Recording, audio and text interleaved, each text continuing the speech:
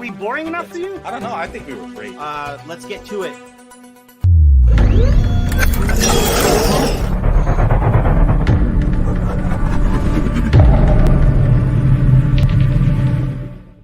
And good evening, fellas and bellas. Welcome to another edition of the Raf and Raf Rant. I am Raf Pizarro with my co-host, the Vicar of Vesuvio, Rafa Rispo, and the one and only Il Mr.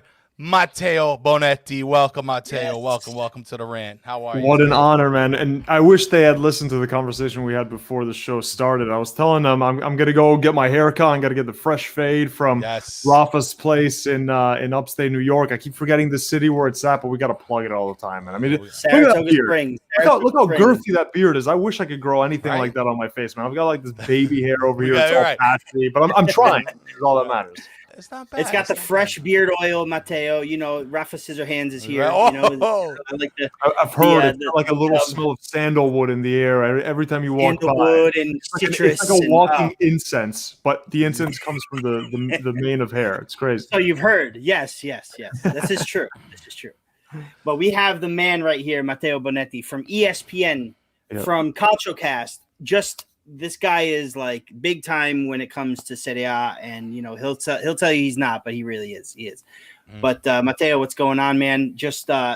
We're here to talk about the match that you commentated on this past Saturday. We're gonna jive a little bit about Napoli in general. But what do you think of the Napoli match that you commentated? Napoli beats Juventus 1-0. We had a huge party on this show on Saturday after the game. But we got to hear from you, my friend. We got to hear from you. What do you take away from that? I'll be honest, man. When I saw the formations and we were doing the prep and we were seeing the injury list, and you're seeing, oh god, Kostas Manolas out, Kalidou Koulibaly out, Mario Rui, who I kind of like, but defensively, no one's going to confuse him for Paolo Maldini. And then on the other side, you see Juventus in this great streak in 2021 that they're winning games left and right. They've beaten good teams. They obviously beat Milan. And I was scared for Napoli, I'll be honest, because full strength Napoli, you get Kalidou Koulibaly in there, you get Manolas in there. That is a completely different defense. So when you see Maksimovic and how poor he's been, and you see Rachmani, who was making like his second start this whole year, I was worried. I thought it would be a goal onslaught from Juventus. So that's the thing, that when the lineups came up, I wasn't even focusing on the front, which was still pretty interesting, right? Because you had Lorenzo Insigne playing as a number 10, which isn't something we've seen that much. I was looking at the defenders, and I made sure that that's the point that I focused on the lineup. I'm worried about this vulnerable defense. You asked me right before the match started. I mean, maybe 5 minutes before you went on the air, you asked me, dude, who's who you more worried about, Maksimovic or Rachmani? And I told you Maksimovic because somewhere inside I knew Rachmani would perform at some point, because what he did last season at Verona just was incredible, and in that 3-man defense back there. But Maksimovic has just been having a really awful season, going from actually being reliable last season without K2 at times and Manolas at times. And this season just dreadful, but I couldn't believe it myself, Matteo. I predicted a 3-1 loss, which I never predict. And I'm the most optimistic Napoli fan you'll ever meet, ever. And I was like, for sure, we're going to lose this one. So I couldn't believe when Joe Battaglieri predicted the 1-0. I said, you're out of your friggin' mind, dude. But we pulled it off. And Maksimovic, Rachmani, Alex Meret. Let's talk about Alex Meret. I know we got to. Let's talk about how he saved shots that went straight at him, please. Oh come on! It's called positioning. It's called positioning. I agree. I'm not going to fight you on that. But Cristiano Ronaldo, anytime he's got a half volley, it wasn't even a volley, it was a half volley inside the 6-yard box, that he shot it straight at Meret. Okay, the Morata one a little bit more difficult, right? Then I think he made another kick save. And I'm a huge Alex Meret guy. I keep sharing the story every time that he gets to start, and I still think he should be starting over David Ospina. I know David Ospina is better with his feet, but we don't need an outfield player. You need someone that one-on-one is the best shot stopper, and I think Meret is a better shot stopper than Ospina. The under-21 Italian national team manager, okay, about 4 years ago. So this is when Donnarumma was good. This is this is after he came out and started playing games for Milan. It was in his second season at Milan. So he was highly rated even back then. The coach comes out and says, I coach both Meret and Donnarumma at the under, I forgot if it was under 18 or under 21, but one of the under levels. And he said, Meret, technically, as like technical goalkeeping skills and all that stuff, is better from what he saw behind the scenes than Donnarumma. So you see this, and I think when those comments were made, Meret was still Serie B. I think that's when he had that amazing Serie B season before he ever got the chance at Napoli. So that's why I started really focusing on this guy. I started watching some of his games, because when you hear someone who obviously knows what he's talking about saying that, now obviously Meret isn't the goalkeeper that Donnarumma is, but he also hasn't played the same amount of games, nowhere close. I mean, Donnarumma is a 21-year-old that's played 5 full seasons. I've never seen that before in my life. Whereas Meret now is kind of doing this time-sharing thing with Ospina and Gattuso. We're not quite sure who's the starter. It's like a goalkeeper by committee. Right. But that guy needs to play every single match, man. He needs to play through the errors that we saw last season, especially. What do you think about that, Ref? I think I agree. I do agree. I'm so torn because I think Ospina and Meret both have their great qualities. I believe that, obviously Ospina's distribution is great. He's like a Pepe Reina in that sense, where he was able to distribute really well to the defenders and link up with the midfield. But Meret is just a shot stopper, man. He's a good shot stopper. He really is. A few mistakes from Meret, but last season we saw a couple of mistakes from Ospina. I haven't really seen a lot of mistakes from any of the goalkeepers this season, but I feel like they should be getting a more fair share of starts. But Gattuso really has his his Ospina hat on, and now that he's injured, it's come out that he's not going to play. He's missing about 10 or 12 days. That's a good chance for Meret to get a bunch of games in. He'll play both Europa League matches. He's going to play against Atalanta this weekend too. So, this is a good chance for Meret to really show. Because I know he's shown it before, but he can really show what he can do. But yeah, I mean, they were basically less than reactionary saves. They were shot right to him, but credit still, because he absolutely kept us in. Because if one wrong move or one false, what's the word I'm looking for? One false reaction. Yeah, for sure. And we lose 2-3-1, which is what my prediction was. So did you notice though that down the middle Juve couldn't do anything? Everything had to go out wide, right? So they clogged the middle. They had Bakayoko, especially, is the guy that's in front of the defense, but everything went down the middle. And there was a ton of crosses into the box. So with all the crosses that Juve played, and I thought Cuadrado was torching Mario Rui on a few times in the first half, especially. Remember, he got through him. He played in a few really good balls. Sure. And that's where Rachmani especially was he's 6'4", Rachmani. He's a big guy. And I remember doing a lot of those Hellas Verona games last season where I thought he was the best out of the three. It was him, Koray Gunter, and Kumbulla, who's now at Roma. But Rachmani was the one that a lot of times was in the center. He was the slowest of the three, but he was also the most kind of like the physical enforcer of the three, where he had a little bit of like a Milan Skriniar to him, where he'd make you feel his presence.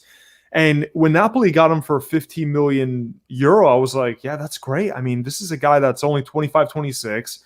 He's only played 2 seasons with Verona. He came out of nowhere, like another one of those guys from Verona that literally had no name before he went to Serie A, and then he got bought by a lot of money by a big team. But you buy a guy like Rachmani and you have Manolas and Koulibaly, there's no way this guy's going to start. Unless you play a back three, which isn't going to happen, there's no way he's going to start. So he's going to have to get scraps. And the good news for him is that it's a congested calendar. You've got tons of games. There's massive rotation for every team. He's going to get his chances, but there's also Maksimovic. Rachmani, I think, had some injury problems. He's come back. He had that horrible mistake in that game that I think he started where it was like a crazy, crazy error at the back. But again, I saw hot takes, people saying, oh, these Verona players, Amrabat, Kumbulla, Rachmani, it's like Atalanta where they leave the club and then they're nowhere near as good as they were. Give the guy some damn time. He's hardly played. He's hardly played with Napoli. He doesn't even know the guys that he's next to. He doesn't even know their first name. They just met before the game and shook hands. You're going to give this guy some damn more time before making these reactionary judgments, Right. He only had 2.5 games or something like that. Sure, it really, Sure. It's crazy. It's crazy. And can you really blame can you really blame Gattuso for that? Because you have a duo like Manolas and Koulibaly, you know what I mean? You're going to start them pretty much every single match, you know? So Maksimovic and Romani were sitting on the bench for a while before, you know, Koulibaly pulled up with an injury and then got COVID, and now Manolas is hurt. So, you know, it's a good problem to have them on the bench, but for them not to get the minutes hurt them a little bit. Now I feel like that they're playing together. They're kind of they're gelling a bit better. But I'm going to freestyle something that I didn't think of this before, but I'm going to think of it now. There's a few names that I know that you have an opinion on, that some of our listeners and viewers and fans and you know, friends here have their opinion on. So I'm going to throw a name at you, and I want you to like just kind of give us your quick one answer or like one phrase thought about. Okay. Bakayoko. I loved him. I loved him at Milan. I mean, I didn't love the guy at Chelsea. And by the way, I did a lot of his Monaco games as well. I know this isn't a phrase, and I'm going to go off on a tangent, but that guy at Monaco when he was a boss. Like, that guy was amazing at Monaco. And he wasn't even nearly as good with the ball as he is now, as he was with Milan under Gattuso. So obviously Gattuso knows exactly what Bakayoko is going to give you. And at Napoli, like, he's got these long, like, telescopic legs. He's just able to poke the ball out. He's pretty comfortable on the ball, which I wasn't expecting when he joined Milan. And I totally understand why you'd want that guy, because you can have like Zielinski or Fabian Ruiz next to him who are going to get forward a little bit more. And you can trust just having Bakayoko there as that guy who's just playing in between the two center backs. So I love Bakayoko from the time I saw him at Milan. And it feels like in Serie A, that's just the league for him, because he plays his best football under Gattuso and in Serie A. Okay, what about Victor Osimhen? I mean, hard to judge him in this game against Juventus. He had made his first start since November. I went back when he signed with Napoli. I went back on this program that we use where you see every touch and every involvement a players had during the course of the game, and I just watched everything that Osimhen had done at Lille in the French league. And the thing that struck me is, people were saying, oh, yeah, he's quick. Okay, yeah, he is quick, but he's so much more than that. Like, this is a smart player on the ball. This is someone that moves really well, which you saw in the first few games of the season when he was healthy. And I still say it, the best version of Napoli in the beginning of the season when everyone was healthy, when you had Insigne, Mertens, Fabian, Osimhen, Lozano, obviously. The whole game, all together. That team hit a high that we haven't really seen from that many clubs in Serie A this season. Like, that was a scary good team. And I had picked them as my dark horse for the Scudetto because I was like, my goodness, like, this is bordering like Maurizio Sarri peak levels. Some of the games that we saw when Osimhen was leading the line. And I was so impressed by his touch, his combinations with Mertens and Insigne, like the little back heels and flicks. And I don't think a lot of people that maybe didn't watch too much of the guy knew that he does that as well. He can link up. He can play a pass. You can play it off of him. And that's so important in the Napoli style that we have seen now for so many years, where it's usually a team that plays good football. It's a team that plays the ball on the ground and that needs the number 9 to have a pretty good touch. Okay. Fabian Ruiz. Ooh, this Love is a tough him, one. This is I know. Hey, I've got the receipts, Rafa Rispo. Okay. I've got the receipts. I know you do. Listen, what did I say? I use you as the reference, man. I try to I put this guy up here when people are having him down here. I think he's gonna go. I do think he's gonna go in the summertime, which may be a mistake, may not be a mistake. I think it depends on what we see from him from the second half of the season. But I think if you had to ask me, gun to my head, who from this team goes in the summertime, it's Fabian Ruiz. But you're a fan.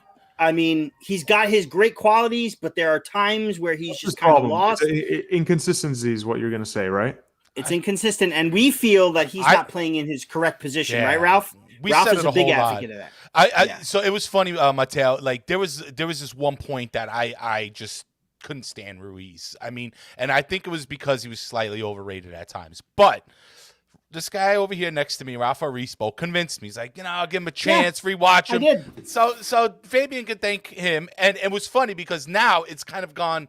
Me and Rafa flip-flopped a little bit. Whereas I'm just like, hey, I think Ruiz is great. And he's like, he's got to go. So, but in reality, we think that maybe collectively think that he is a bit out of position. And I think sitting that far back as a CDM, to me, is really wasting his greatest assets, which in my opinion are his passes and his shots. So can I just respond to one of the the comments? Gianluca Please. Spinelli says, I like Fabian, but if we replace him with DePaul, then no one will miss him. You put soap in your mouth and you rinse that dirty mouth. Let's not even pretend that Rodrigo DePaul, who's a good player, is on the same planet as Fabian Ruiz.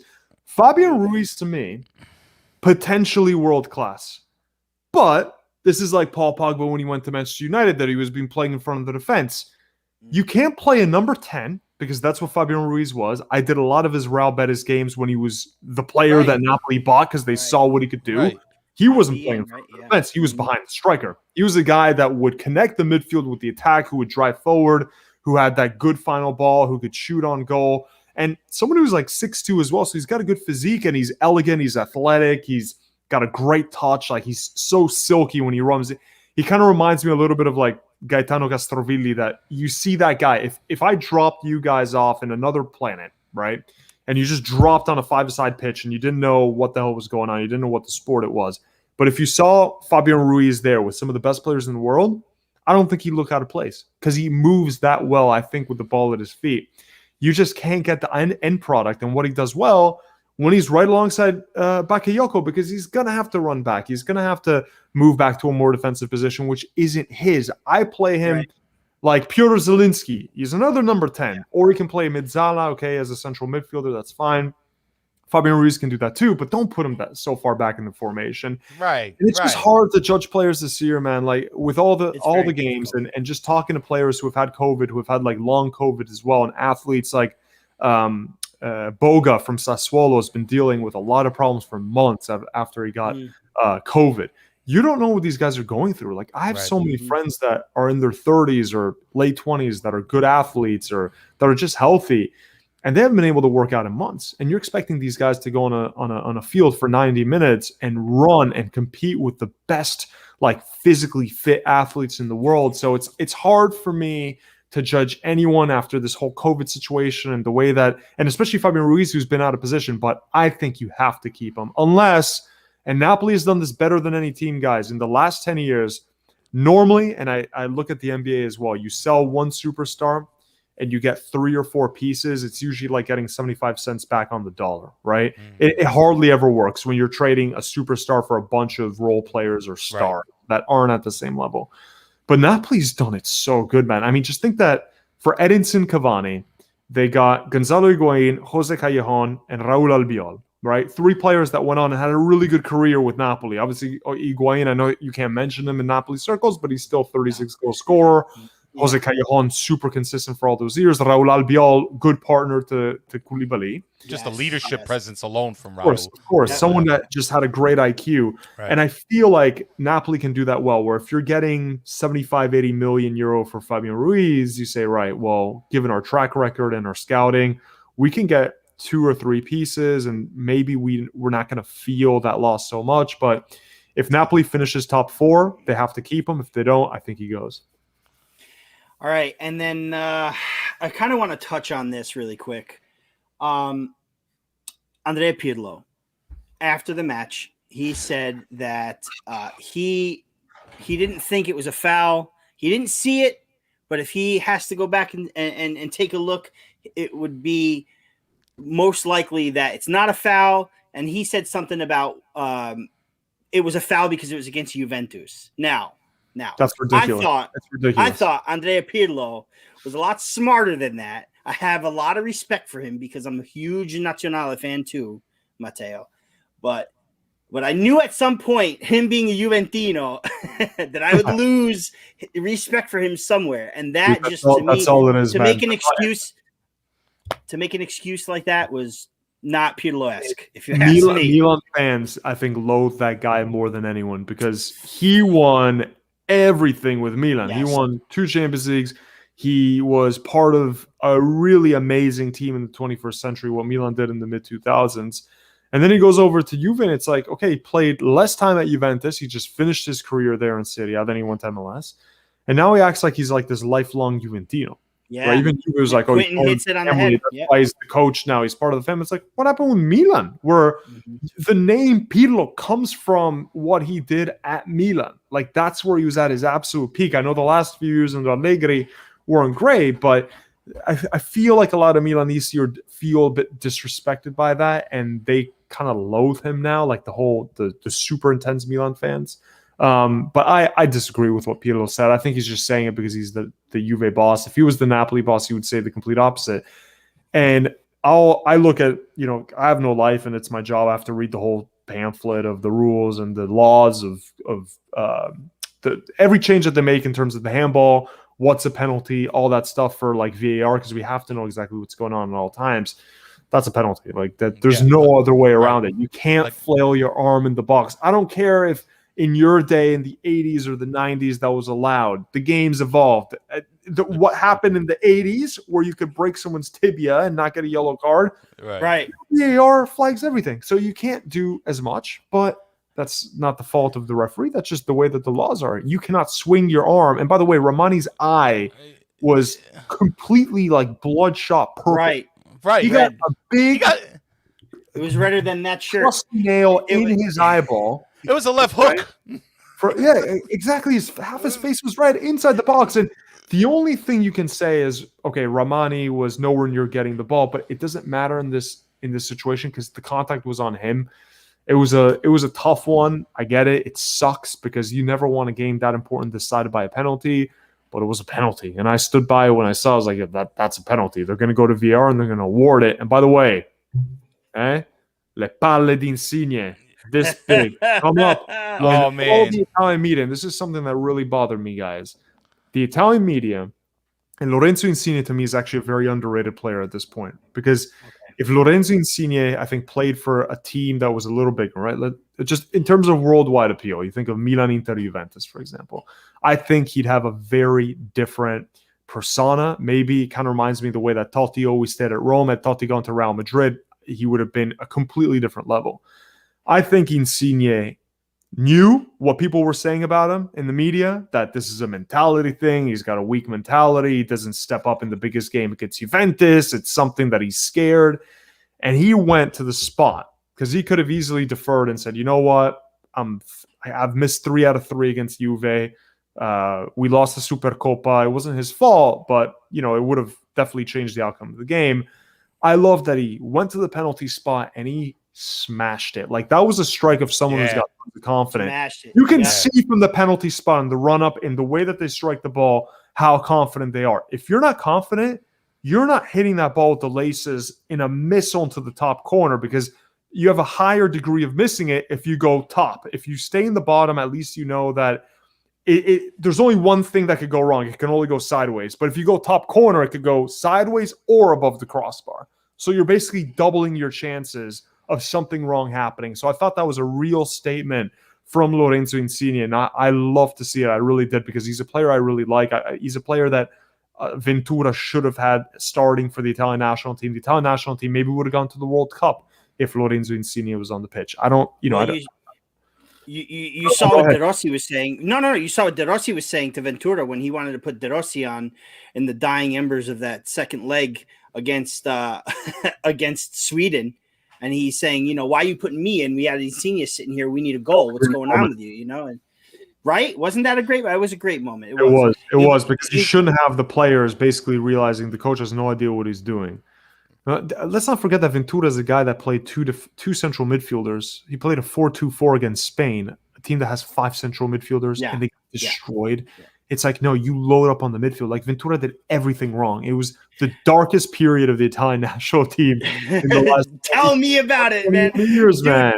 There's a reason why Ventura only lasts half a season in Serie C in the first year, man. I'll tell you right now, in the first year of Serie C, Ventura was the manager. They replaced him with Eddie Rea, and then we went and did our thing.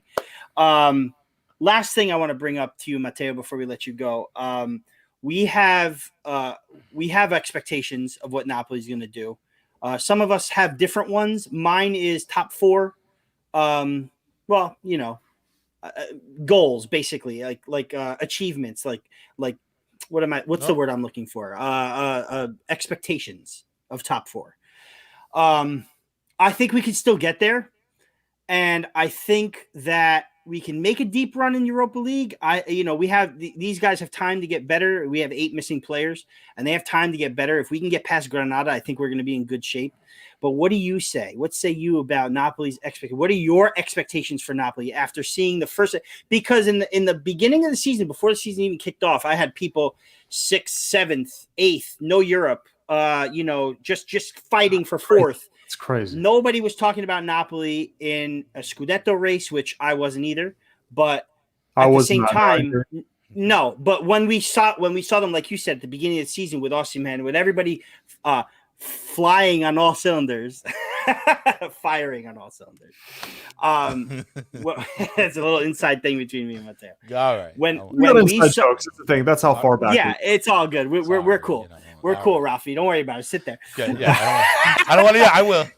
No, but what I'm saying is that then the fixture started piling up. This fixture list started piling up, and things happen, injuries, COVID, all that stuff. But now, where we're at now, where are we gonna go? Where do you think Napoli? And don't pander to us because we're a Napoli account. I'm not. Yeah. Give us the truth. Give us your feelings. Nobody here should feel disrespected by what you say. Yes. Whatever you say in your heart about Napoli, we appreciate. Just make sure it sounds good for Napoli. That's all. Okay, so I'm going to tell you what I've said before the Raf and Raf podcast. I've said it all year. Sure. I think Napoli is top 4 in terms of talent. I would actually put Napoli 3rd behind Juventus and Inter. I'd put Milan 4th, Roma 5th or 6th, and Lazio there as well, with Atalanta just behind. But Atalanta always overachieve. I think Napoli have a better squad than Roma. I really do. I think they have players that, if you did a combined 11, it would probably have 7 Napoli players and 4 Roma players if I were to sit down and do that. I think Napoli, now that they're getting the most important players back, like, you need to get Koulibaly and Manolas back. You have those 2 guys. You've got Di Lorenzo. You've got Mario Rui, Bakayoko. I just wish there was a partner for Bakayoko, not Diego Demme, who I don't mind, but you need someone. And not Fabian Ruiz either, because he's kind of wasted there. So unless you play 3 central midfielders and you go Bakayoko, Zielinski, Fabian Ruiz, and then up top you do Lozano, Osimhen, Insigne. That's probably the best 11 with like Mertens as the super sub. That team should be a top 4 team. And you just need to get back these players. I know that Dries Mertens had that ankle injury that actually happened when we were calling that game, and he did it all. It was like self-inflicted. But now that you're slowly getting back these players, right? Okay, you got back Osimhen. That's great. Fabian Ruiz is back. Now you're going to get back to the defense. That's great news. I saw that Lozano's out for a while, but that's fine. I mean, you can still put Mertens there. You can put Politano there. You can put Petagna leading the line and Osimhen off of him. Like, there's a lot of different things you can do. And by the way, I like Petagna. I know that he's not the most. I like Petagna. Yeah. For what he is, I like him. Yeah. Let me tell you guys a good story. Christian Vieri told us when we worked with him at beIN Sports, Petagna called me up one day and he said, Bubble, I need help finishing because I don't score a lot of goals. He scored like 5 goals in the full season with Atalanta. And Bubble's like, all right, let's meet up in Milano next time I'm there. We'll go to some yard and we'll do some shooting drills or whatever. And Bubble said he shoots it like a kid. Like, I saw him shoot and I was like, oh my God, this is a Serie A player, and he's shooting with like the toe of his foot. Like, no wonder he's not scoring. So after a whole summer of Bobo and Petagna practicing together, Petagna goes and he scores 16 goals for Spal, a terrible team that never created chances, that was defensive. He taught him how to hit the ball with the side of his foot to do those curling finishes. And you look at Petagna now, he's actually got a pretty good touch. Like, his touch isn't terrible. He can actually link up. I saw that dude at Spal at his very best. That's someone that can actually like kind of do a little bit of what Edin Dzeko does sometimes, where he's so difficult to muscle off the ball. I think he's totally fine as like a Vice Osimhen. You put him on the bench, you throw him off the bench, he can hold the play. I like that guy. I think Napoli have enough to make top 4. I really do. I think they finished 4th place. And I'm not just saying that because I'm with you 2 lovely gentlemen. I promise you. What do you think about the Europa League? That's difficult. I know. That's tough. I know. Man, it's because it's so difficult to predict if these Italian teams are going to go for it. I mean, I figure that now the incentive that if you win the Europa League, you go to Champions League, you have to go for it. You have to, especially when you know you're not going to win anything domestically. You're not going to win the Coppa Italia or the Scudetto. Europa League would be a huge achievement for Napoli. I'm dying for it. It'd be a great season. Everyone would remember. I'm with someone that Middlesbrough, terrible team, won the Europa League and I don't even know what year. And they talk about it all the time. Like all my friends that support small clubs that have one trophy, and I'm not saying Napoli is a small club, obviously. No. You don't win a lot of trophies. Like Napoli doesn't win a lot of trophies. You win the Europa League. That's actually a massive success. Right. You have to go for it if it's the Champions League, is my opinion. Yeah. Right. No, go ahead, Ralph. Go ahead. No, I was just gonna say, like we had mentioned before, how like being successful in the Europa League is almost like a prerequisite to actually finding success in the Champions League. I mean, if you can't do it in the EL, you can't expect it to do it in the CL. So, well, the thing is there's a lot of fans out there that think that the Europa League, we should just concentrate on the league and let the Europa League go. Probably not this season, but before. But if you expect to be a top 4 team or like a competitive in the Champions League, like Napoli is supposed to be in the Champions League every year, competitive at this point. The ADL has gotten us to that point. We need to expect a higher finish, like a far finish in the Europa League, because look at Inter last year. I know it was COVID, but still they made it to the final. And the record books show Inter made it to a European final. Napoli should be able to try to achieve that. Napoli should want to go for that. Fans should expect that. And plus, we don't have enough trophies in the cabinet to be like, meh, it's a Supercoppa. Meh, sure. It's Coppa Italia. Absolutely not. We're not this Juve, Milan, Inter who have all these trophies galore. We need to be winning as much trophies as we can. That's why I was so into the Supercoppa this season. But whatever, it didn't happen. Wanted Coppa Italia, it's not going to happen. I at least want to see a nice like a semifinal to final, hopefully win the Europa League. That's my opinion. That's what I want to see. Gattuso? Yeah. Gattuso stays. Gattuso stays for the season. Tell me what you guys as Napoli fans, what would you do? How would you handle Gattuso's situation right now? Gattuso souls. So a lot of us are of the opinion that he's got to go now. That's not mine. But especially before the Juve game, a lot of fans here in this community are calling for his head. Something's got to change. We're never going to make top 4, blah, blah. We're nowhere near in the position that we were in last season when Gattuso took over. Maybe we were 7th, but we were 7th downward spiraling. We lost 7 matches this season, Matteo, but we only drew 1. We won 13. We've got one less win than Juve. We've got, I think, 1 less win than Milan even, or maybe 2. But still, we've dropped points in 8 games, but we've won 13. Go look at Liverpool right now. Tell me how they're doing. What they were supposed to do. Would you take Maurizio Sarri back? No, absolutely not. Nope. And not just because he left to go to Chelsea and then backdoor into Juventus. No, I wouldn't take him back because I feel like that was the right team at the right time, the right manager, the right circumstances, and even he effed it up, dude. He barely rotated the squad. It was something that we really on this platform were very annoyed with. He had no plan B. He made the same substitutions every week. He let people rot on the bench that he asked for. And by the end of the season, Mertens is and it was the Koulibaly goal against Juve, dude, and then to drop that game to Fiorentina, no matter what happened between Juve and Inter the next week. I don't care that, I do, obviously, Pjanic should have been sent off against Inter, but Napoli should have put away Fiorentina, and it would still have been a 1-point difference with 3 matches left. Ralph, I'm going to give you a hot take. Do you remember Napoli against Real Madrid in the Champions League at the Bernabeu? Do you remember that? I do. And we were talking, a lot of us have been talking about that today. Yes. You remember that hamstring pass that released Insigne, one of the greatest moments in Napoli's 21st century? You remember that? I did. Yeah. If Gattuso was the manager that day, Juventus beat Real Madrid and they go through to the next round. What Sarri did in that game, to me, is inexcusable. And that's when I started getting annoyed by this guy that's a philosopher at all costs, that I only play one way. That's fine if you manage a team that's in the bottom of the table that has this kind of like, it's fine, we'll concede 4, but we'll score 5. And yeah, that's fine if you do that against Spezia or Benevento or Parma or Genoa. You try that crap when you've already scored at the Bernabeu against the defending world champions who won the Champions League in the season before, and you score a goal and you say, you know what, I'm going to keep sending everyone forward. You're going to get absolutely decimated at the back. And Sarri lost that game for Napoli because any other sensible manager would have said, you know what, we got the early goal. We're against the best team in the world. We have to close up. We have to close up, and we have to kill them on the counterattack because Napoli had pace that year. I remember they had pace up front. You had technical players in the midfield. You have to close up. You have to defend. They kept themselves open. And then Real Madrid, I think, scored 3 in the end. But they did.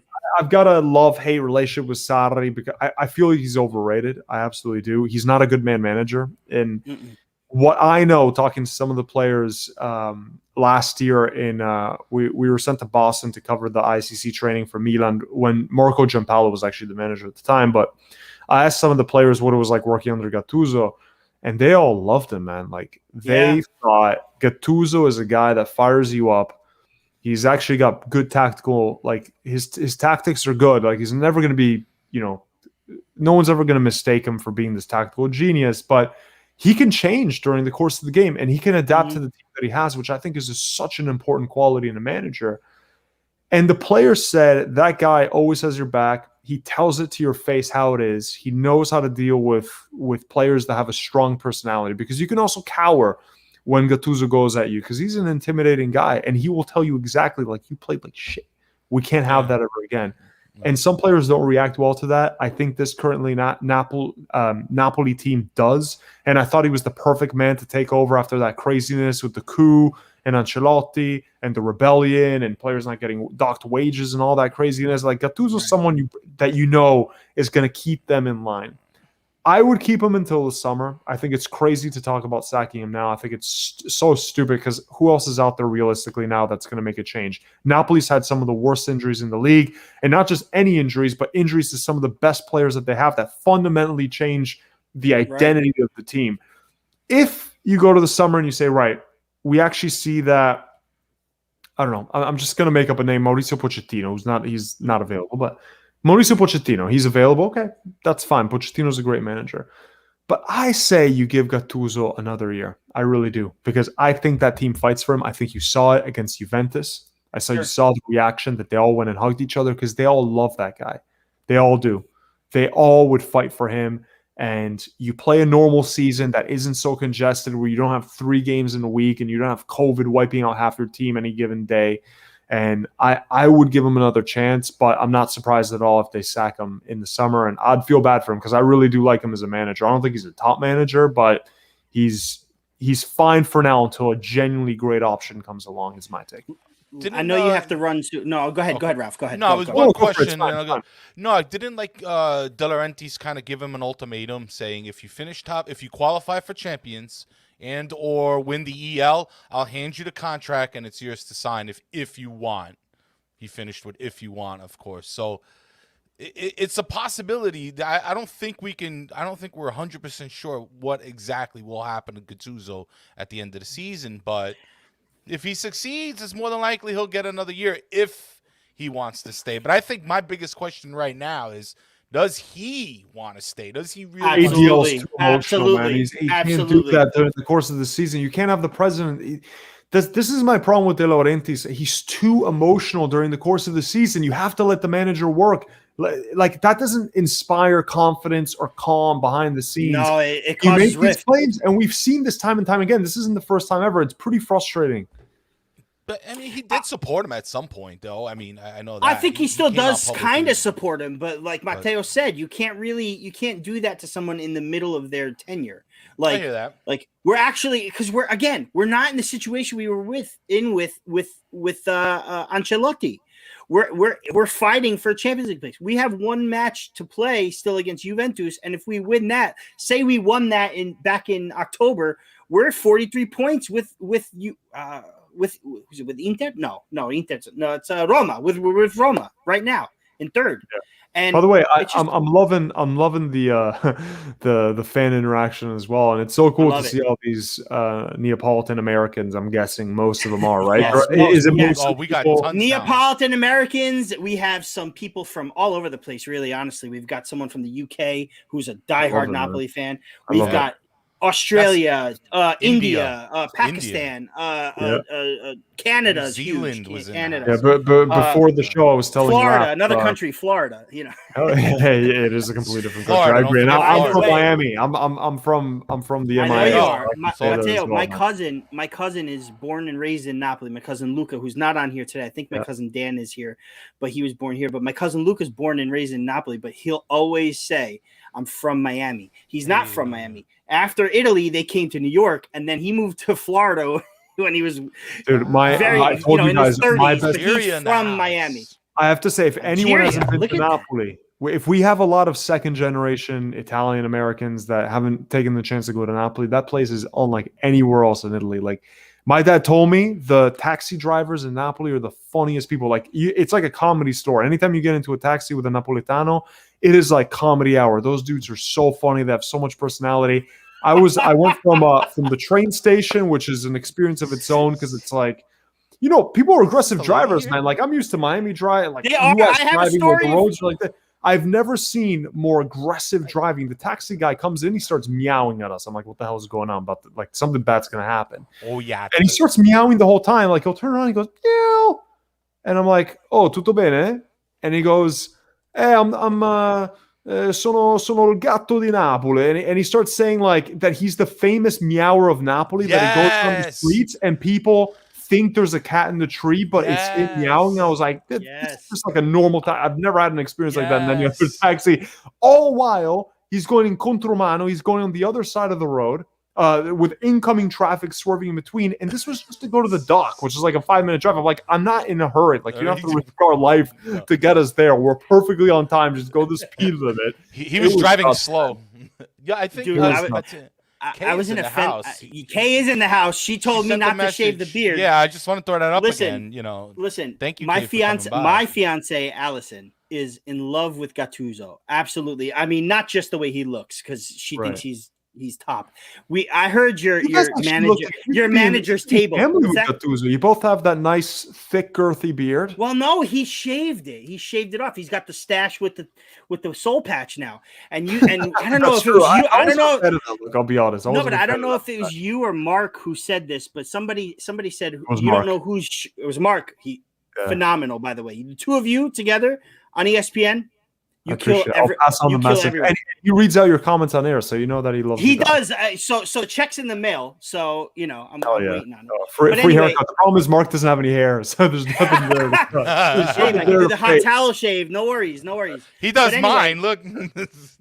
He said my fiance is the biggest Gattuso fan. Never mind the way he looks. He's attractive. She thinks that he's like the glue that holds Napoli together. And she made a comment last show that we didn't get to finish commenting on. And she said that it's clear that these players are playing for him. He has to stay. And, this is just her. And in here somewhere was my kids too. So this is what you have to look forward to, Matteo. Calcio Baby will be the biggest Milan fan. I know that. He's probably going to be a Borough fan. Oh yeah, man. Hell yeah. Maybe he's grown up in Connecticut though. I just moved here. It doesn't matter. It doesn't matter. Hockey and baseball and all this listen, stuff. it doesn't matter because my kids are growing up in Schuylerville and Saratoga Springs, New York. Trust me when I tell you, as long as you keep going, dude, he'll never veer away from the sport. He won't. And my kids are just nuts about you guys too. It's great. Do me a favor, tip your hat just a little bit down here. Let's piss off some of those Ferrari fans. Hey, this is the Patronus Mercedes team, man. I gotta rep. The kids, my kids half English, so you gotta. I know. Lewis Hamilton and all that. I'm just representing for the best car manufacturer in the world right now. Someone asked about Lozano. We haven't talked about him. Yes, dude. Lozano has been we have a beast of the match every time we do a post game. Lozano is our beast of the season. He is just. I mean, when you talk about a reversal from last year, it's just incredible to me what he's been doing on this. I mean, coming back like he was Cavani, like Cavani used to. Mind you, Cavani is still my favorite player ever. So just so you know, I'm going to reference Cavani. Hey, El Matador was Matador. a legend. I loved the Three Musketeers, him, Lavezzi, Oh man, Hamšík, Gökhan Inler, Gemaili behind them. Like, I have so many memories of that team, man. That was such a good counterattacking team under Mazzarri. sure. But anyway, Lozano, Chucky Lozano, man, he's just on fire. I tweeted this to you during the show, hoping you guys would say it on the air, but whatever. Lozano and Politano in the position of Callejon almost have the same amount of goals Callejon scored in the last 2 seasons.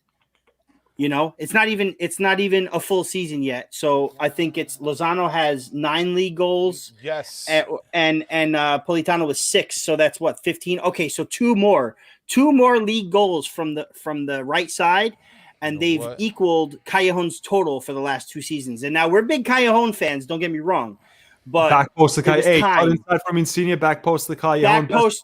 Best move in Serie A that worked for like 6-7 years.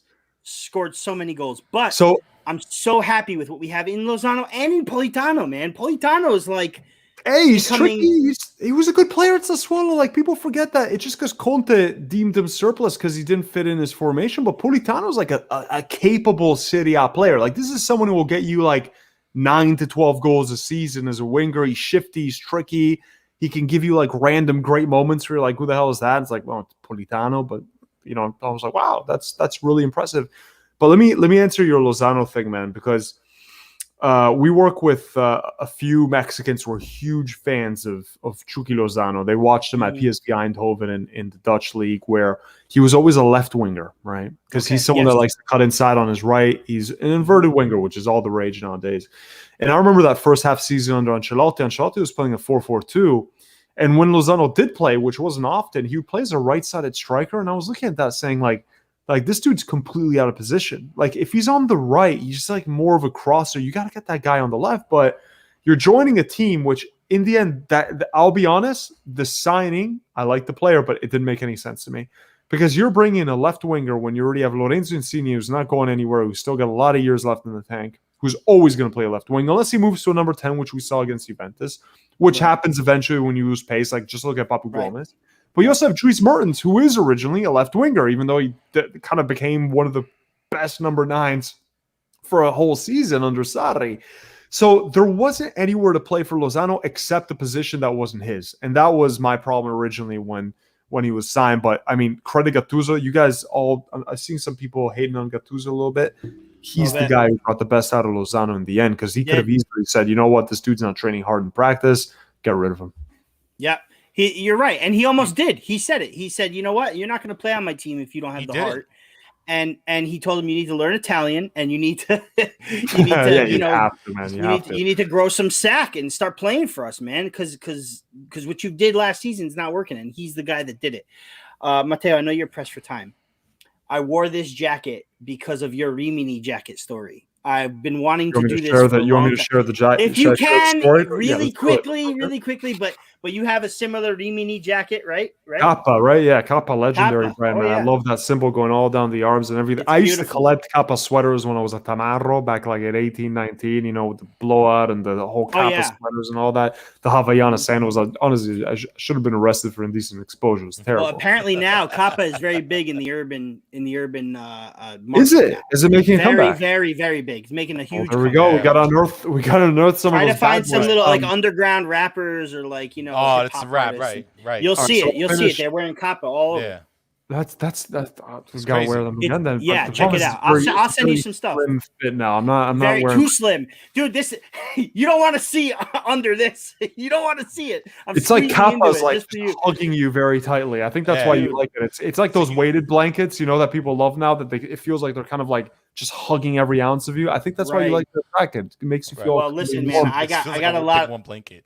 I got a few pounds here, man. I can't stand up. If I stand up, well. That's another story. But go ahead. Tell the jacket story. Something that a lot of people don't know. People think of like the biggest rivalries. You think of like Roma Lazio, and you think of like the Derby del Sole, Juve Inter, Milan Inter, etc. there's a lot of random rivalries in Italian football, even in the lower leagues, that people maybe don't know as much. And I didn't know it. And I'm someone who works in the industry, like covering this damn sport. So I thought I should have known it. I was with my best friend in Rimini, which is a popular beachside town. We're wearing our Rimini Kappa sweaters. This was 10 years ago. And we go to a club in Cesena. Cesena had a team that also played in Serie B that year. Rimini, that was the year Napoli was in Serie B with Juve and Genoa. Remember, Rimini had Foccari, had Handanovic, and had someone else that was like a known Serie A player. It was Matri, yeah, someone like that. Anyway, we go to a club in Cesena, and Cesena Ultras are there, and me and my friend are in Rimini Kappa sweaters, and we had no idea. He knew, but he was like, "It's fine, no one's gonna mess with us." Man, the Cesena Ultras came to us. One of the guys flashed a knife. Okay, this is the first time. I grew up in Miami. Miami's, shit goes on in Miami. Right. Never had anyone flash a knife at me, though, ever once. And he started approaching us, and we ran I think they should have timed me. I would have set the Usain Bolt record out of that club. Basically, we got chased out by a knife-wielding Cesena Ultra just because we were like two kids with Rimini sweaters. That does not happen in the States. It's not even passion. It's a religion. And these are two small seaside towns near each other that have small teams in lower leagues, and they hate each other that much. What the hell's going on? And this is all over Italy.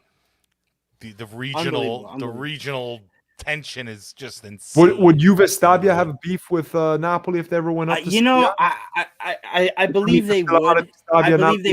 I think it's Napoli Salernitana. I think it's Napoli Avellino. Avellino and Napoli, I don't know if you remember, but there was a Sergio Ercolano, the kid that fell off the balcony at the Avellino Stadium, Napoli fan. Napoli ended up getting a 3-match home ban. This is in Serie B. We're talking about 02, maybe even 03.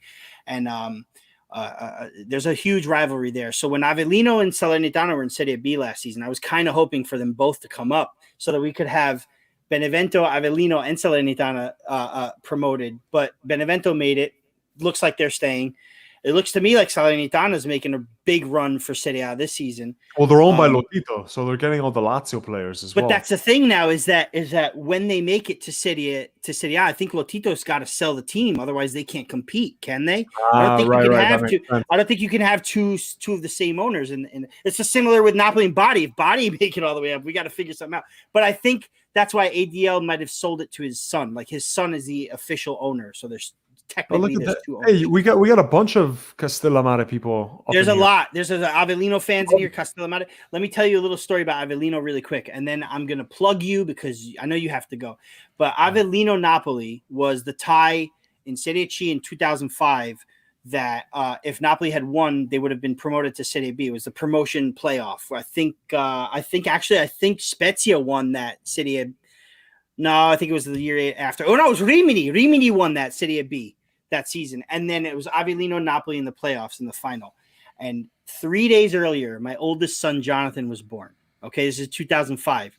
That Sunday of the final, the second leg in Avellino, was a 0-0 at the first leg in Naples, and Napoli had a chance to make it to Serie B after their first season in Serie C, and they lost 2-1. And it was Father's Day, so it was my first Father's Day. I was buzzing. I was just because, dude, we cried when Napoli were in Fallimento. It was terrible. I was 23. 21. I was 21 years old, and I was crying. I'll never forget, ever. Unbelievable. And go ahead. I'm sorry. Go ahead. No, but that's my story. So I hate Avellino because of that. Rafa hates Avellino. That's all. My father. No, I can tell. I told you guys. I have one grandfather from the south. My family's. So my paternal grandparents, Bergamo and Milan. So Milan and Atalanta are the teams they support on my dad's side. Right. On my mom's side, grandmother's from Torino, huge Torino fans. And my other grandfather's from Benevento, so the witches. So I've got a little bit of Southern blood in me, man. Yeah. I love but Napoli. Does he support Benevento? Does he support Benevento, or is he? No, he doesn't like football. He doesn't like. Oh, yeah. But I've got a soft spot for Benevento. I'm 1/4 Beneventano, I think, is what they say. Absolutely. I've never been though. But did I you love have a Napoli. soft spot? Peter. Did you have a soft spot for Benevento when what was it? Brignoli scored the goal. Brignoli equalizer? No, man. I was like, First look at this point. team, the first ever point in Serie A, and I it's a couldn't freaking believe it. third minute header by the damn goalkeeper. Now, who's ever heard of Brignoli since? No, I Never don't heard of the guy. Like, I think Milan like kidnapped him. I've never heard of the guy again. He might be at Pisa or something. I don't know. I think he's in a pizzeria there or down there in Benevento. Can I shout out Peter Scala again real quick here because nobody has ever. Look at this. Fun fact: my mother's from Caserta originally, so that's my. My side of Italy over there in Campania. So that was the first time I heard Casertana. So shout out to you, that's awesome. That's hipster right there, man. I'm talking Casertana. Bro. We're real hipsters. We're gonna talk about mainstream Napoli. We are kind of hipster. It's all right. It's all right. Listen, it's a real hip town. My dad is born and raised in Napoli. Came here when he was 18. He avoided the military. It was funny when we tried to go back because he was detained for about 3 hours in Rome. But Napoli is a team that it's just from when I was a kid. I'm 37 now. I'm gonna be 38 in a month, and I grew up on Maradona. Fine Campania wine, I must say. Thank you so much. I appreciate it. No problem. I appreciate it. There's a few grays in here. There's a few Gattuso grays in here. But yeah, man, growing up, that was my team. But anyway, enough about me, dude. Listen, he has to go. We've kept him here for way longer than we were supposed to. It's been fun. Hey, it's been really fun. So it's all good. All good. But I want to let all of our listeners and viewers know that if you want to subscribe to CalcioCast, okay, and I'm not a big paywall kind of guy. I don't subscribe to anything paywall. I did to Matteo because Matteo and Kay absolutely just kill it. They kill it. You hear stories exactly like this on CalcioCast. We have such a great community. I'm part of not just a community on Patreon, but we're part of a Twitter group that we just chat about everything, not just Napoli, finance, hobbies, this and that, not just finance, Bitcoin. Well, we're talking about Bitcoin. We talk about things, we talk about things. And it's a great How's the Euro doing, guys? We do it. It's kind of like a family atmosphere where we answer all the questions and everyone knows each other. So it really is a great atmosphere. And I appreciate it. And people think, you just went on Patreon, but by my contract, I can't post things on iTunes and Spotify because we do an ESPN show on there, so it's kind of like conflicting. I'm just on Patreon, and it has to be behind a pay. I can't have anything that's open to the public just by contract. So there's a reason for it. But you guys are awesome. It's super affordable. It's great, and I'm you don't have to pay to be on the Twitter thing, but I pay. I continue to pay because Matteo is an amazing person. Kay is fantastic. I've been a huge fan of you guys since being sports. And you just are real. You know what I'm saying? You guys are real. So that's why I contribute, and check it out. Patreon.com/CalcioCast. Yes. Also check out ESPN FC podcasts anywhere you can find them. Every Wednesday, Serie Awesome on ESPN. Great staff there too. You have Nicky Bandini with you guys. It's also Kay and Matteo, by the way. You have Nicky Bandini, you have Gab Marcotti, and then you have Mina Rozuki, who I've got beef with, my friend, and I'm not ashamed to admit it. I got beef. I'll get her on here, man. Hey, get her on here. And stuff, though. I have to say, you guys are doing really good stuff here. This is like studio level quality. Look at it. All because of Ralphie. Ralphie B is the man when it comes to all this, man. We'd be lost without him. Thank you. He's and you've got a great community. I've been laughing at the comments. Like there's some hardcore, like Southern proper Verace, authentic guys. The next day we'll all go out for una pizza napoletana con la bufala, and we'll enjoy that together. You got big shout outs, Matteo. Yeah. If we can get some bufala. If we can get some bufala at Casa Rispo, I can make it on the uni. I just got myself an uni oven. It's a wood fire pizza oven. You really make your own pizza? I do. I got the 00 Caputo flour. Obviously coming. It's like a 2-hour drive, but I'm telling you, you got to come up here though. You got listen. COVID right now is restricting a lot of things, and you got babies and everything like that. So, We can wait. I'm a patient man, but you guys get up here. I'll give you a haircut. Maybe my fiance will do Kay's hair. You get the babies in. I can give Calcio Baby his first cut, maybe. Costco sells and it. After that, we go to Casa Rispo and we facevano bella pizza, no? Una bella pizza. Matteo, By the way, so if anyone's going down to Miami Beach, the number one pizzeria down there is called La Leggenda. La Leggenda. Been there. Yes, Pizza. It's the Been World there. Cup Napoletano winning pizzeria guy who won genuinely the Pizza World Cup in Las Vegas. He's got the plaster. It was reviewed by Barstool. I saw and gave him a good score for a Neapolitan. Yeah, that is the best Neapolitan pizza I've ever had stateside, without a doubt, man. It's so good. La Leggenda in Miami Beach. You got to go. The guy's a crazy character. He's a proper Napoletano. Doesn't speak a word of English. Love just it. The way Love it. Are you enjoying New Haven pizza? Yeah, I'm not hating, man. There's so many snobs that are like, "Oh, it's New Haven pizza." It's actually really damn good, man. It's so good. We have one. I don't know if anyone here is from Connecticut or in the Northeast, but there's a place in Torrington, Connecticut, which is called Pizzeria Marzano, and the guy there is an Italian American who went to Naples, learned how to make pizza there, and he makes kick-ass pizza napoletano with bufala. Does a really good job. So it's a bit of a drive. It's like 30 minutes from my house. But man, to get an authentic Neapolitan pie, you gotta drive if that's what it takes. It's tough. Pizzeria Mazzano, I like the name. Matteo, thank you so much, man. I really appreciate you. Of course. I do. Excellent. Matteo Bonetti, guys. Take care. Say ciao. Forza CalcioCast. Sì, ciao a tutti. Con la mia accento milanese saluto tutti qui. Dopo possiamo andare a prendere un caffettino in piazza. Okay. Ma dai. Thank you, Matteo. Thank you so Ciao, much. Matteo. Thank you. All right, guys. Matteo Bonetti in the house. Big time. Man, he committed to a lot of time for us, guys. He was going to be on for 20 minutes. Guys, and Kay's about to get because he's supposed to get dinner ready tonight. He's getting dinner ready tonight. She came in the chat. Right. She came in the chat. Yeah. You know what that means? She came in the chat saying, Rafa, don't shave that beard a la Gattuso, meaning it's subliminal, meaning Matteo, get your ass off this Raf and Raf rant and get dinner started. Yeah, I'm hungry. Let's go. But you know what, Raf? I wanted to say a big thank you also to the people in the chat today. Oh, you guys are fantastic. We love you. We see everything, and it's impossible to get everybody's comment up there, but we see everything. Yeah.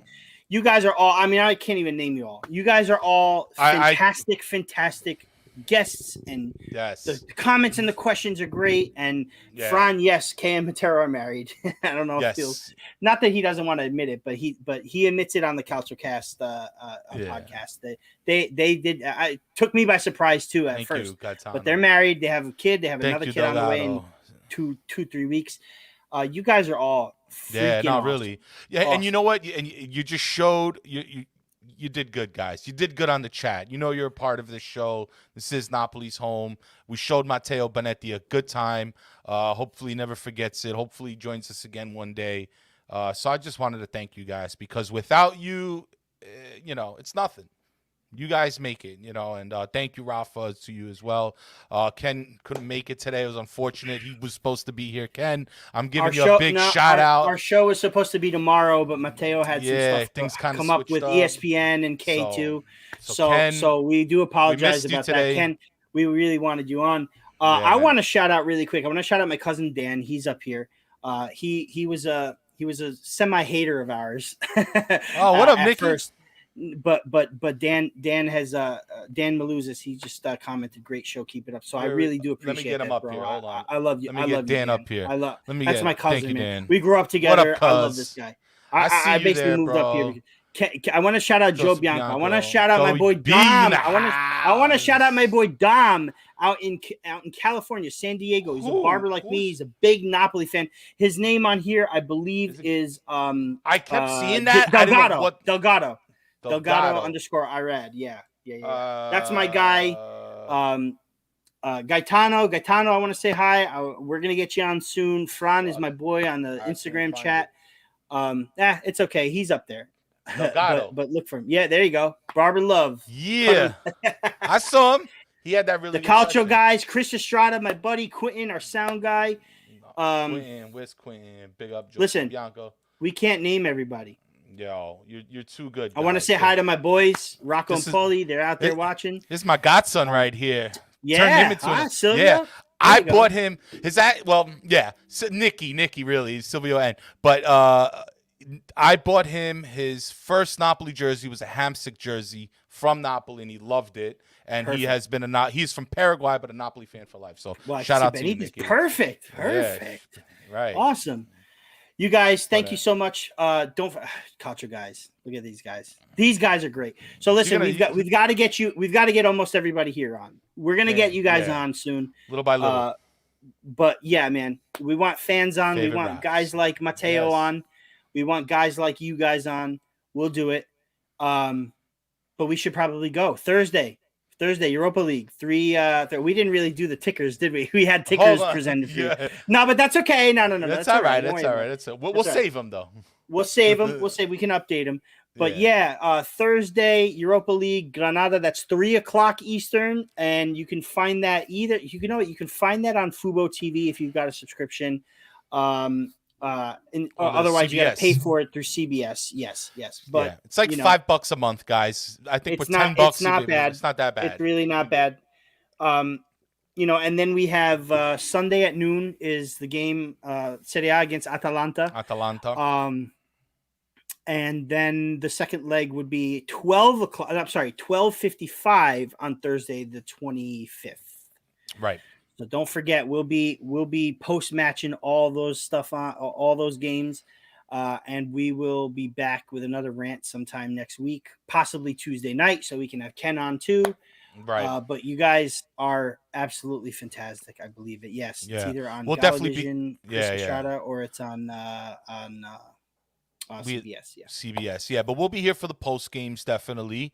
We'll open up the Napa line. Let some people call in. I want to get some more people to participate. So for sure. Really quickly before we leave, Chris Estrada did ask something, and I want to get that out there very fast. Sure. So we can touch on it fast. But he asked how we should sign up. We should line up against Granada. Yeah. So I put the poll out there, and we touched on it with Matteo a little bit. But I personally think Insigne should take a rest and not start the match against Granada in the first leg. If he needs to come on for 25, 30 minutes, let's get him in. And start who? Rafa? And start Elmas on the left. Yeah, on the left.